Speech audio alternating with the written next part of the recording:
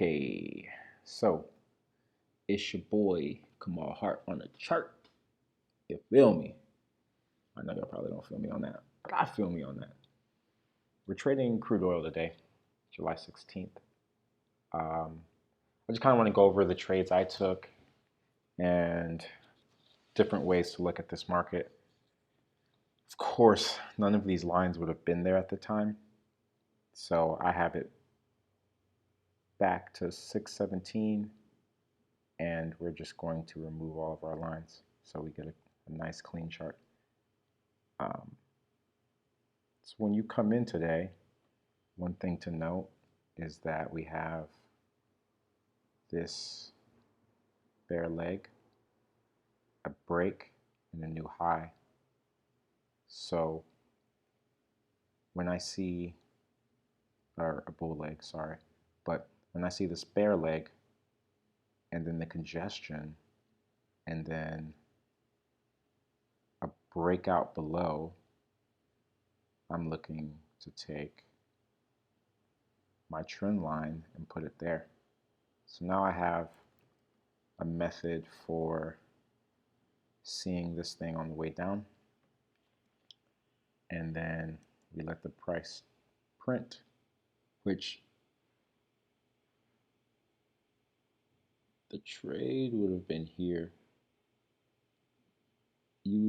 I don't like this trade. This one's too aggressive for me. And then now, see this? That's micro congestion. So at this point, you might put your lines there. Okay. See how we're just in the middle of all that? Then you get another breakout, a pullback, breakout to the high side. You might take this short. It's still a little aggressive for me, but you might take that one. Just because it's a short at the high of a congestion, you're looking to get out mostly just there. So it's not a very big profit. It's almost 1-to-1 or so. But maybe some of your other contracts could exit out here, down here on the lows. So that goes. Oh yeah, you don't get much. And yeah, look at that. If you would have exited on that line, you get out. But you didn't get much more than that. So now we're reversing it, looks like, right? We have a higher low, a move above the EMA. There's a break and a move outside. I'm not totally convinced on that, so let's wait and see if we get the failed second entry. Okay, this thing's breaking highs, so I'm going to go ahead and give that one a micro trend. Right? So a move down, this might end up being our break and the move below, but for now we're going higher. So there's a failed second entry that we're waiting on, and if we see any second entry high, second entry longs, we might take those. But whenever I start to see prices have a micro trend down, I'm not totally convinced this was the break and move below, and then now there's a new micro trend higher, that puts me in range mode. Range-o mode. So I'm really considering, trying to get short at the highs, get long at the lows. This is kind of a little sketchy, so keep that in mind. Then we have a break below here. So the next move above is our failed second entry long, and that triggered there. I do not like this at all. Super aggressive if you take that. Super aggressive if you take that, but it works. Now we have a break outside. We definitely have a break outside. We might have the new high already, but at least we're getting that break outside. It's the first entry long. So we're going to wait a little bit. It goes. Sometimes it goes without you. That's fine. So here, good thing to note now is that on this chart now, you should have noticed there's probably a leg 1 here, and I don't know if this is even going to get close to this one, but that could be the leg 2.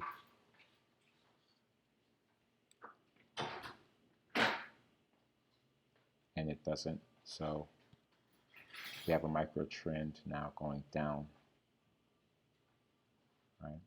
So getting short at the long, at the highs, one of the better plays you could have made on this. Starting to see a little trend though as well. So you might measure off the lows here. Maybe something like this. And whenever I want to make sure that it's a good place, I just bring it up top. See how it fits up top. Kind of touches three areas. So I like that. So as we move down, we have this strong bear trend. This is the first trade I took right here. So at this point in the charts, we are looking for it to come back down to at least this trend line. Maybe you have a range line down here. But let me show you why you might have wanted to skip this. In fact, when I took it, I knew I should have skipped it. But I'm trading a new account today, so I was pretty ready to jump the gun. But even though we have the failed second entry short here, it's too far away from the EMA, step 1. And then the way I entered it, it broke below, came back above, then went below. I entered when it came back below. That's fine. A safer way to do that is see this next bar, see how this next bar goes above and doesn't break below my trigger bar. That lets me know that this might actually fail. What I really wanted to see, especially being so far from the EMA, is that it closes back below, then the next bar breaks below my trigger bar, and then maybe I put a limit 1 tick back or on the lows of the trigger bar. So once I see this pattern, I'm kind of thinking, okay, this trade isn't going to work. I wanted to be kind of liberal because I wanted to see how crude oil moves and things like that. So I left it at the 10 tick stop. So I was in at 59.80. My stop was at 59.90. So I just wanted to give it as much space to move as it can because I'm definitely expecting it to come lower. I'm a little too early by taking this one. So, and on the next bar, it takes me out. So that was the first trade I took today. In terms of management, you know, that's about as good as it gets. And if you manage that the right way, that's as bad as it gets. So I can live with that for sure.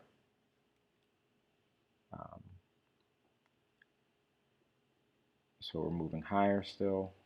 Now we have this micro trend, right? So I'm looking for a move, maybe 50%, and then a retest of the lows. And then boom, we get this big red bar. I'm not going to take that trade, but there are reasons why you might have. One is because whenever you have a failed second entry failure, right? So you take the failed second entry trade and then that trade fails. Whenever prices retest to the EMA and then give you a nice signal bar, those trades usually work. So that's exactly what it did there. I just wasn't ready to take. I had already just lost a trade, so I wasn't ready just to jump back in 30 seconds later. So I watched that one go without me. But this measured move I just took from this leg, and I'm not going to put it there, especially when you see the signal bar. If you want to jump the gun, you can do that. But when it breaks the previous lows, then that kind of gives you where it might go from there. So just waiting on that. Waiting on that. And right here is my second trade I took on crude oil. This is a second entry short, and this is what I mean by the measured moves helping you. So I measured that move way back here, right? So when I see this setup, look at it. There's my low, went higher, came low once, went higher, came low twice, right? So when it moves below here, that's a second entry short. I have my line, so my target is down here. I have at least 20 cents, almost 30 cents, right? So that's a lot of space to get out. Everything is underneath the EMA, and it's a strong signal bar when we're expecting prices to come test this line or maybe even come test this low. So I'm going to go ahead and take the short there. That's the wrong arrow, but let's do that arrow.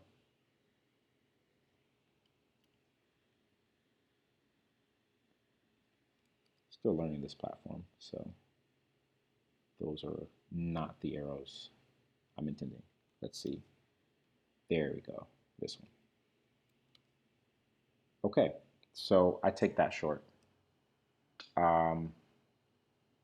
It's kind of scary when it pulls back to the highs like that, especially when your stop loss is just one tick above.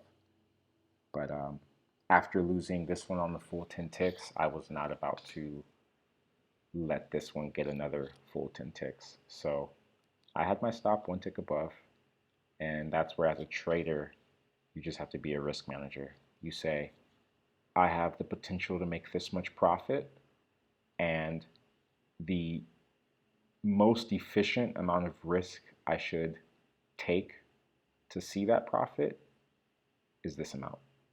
So whether it wins or loses, it's not even personal. It's just a process. But the nice thing about price action is that it doesn't break above, and that thing goes ahead and takes off.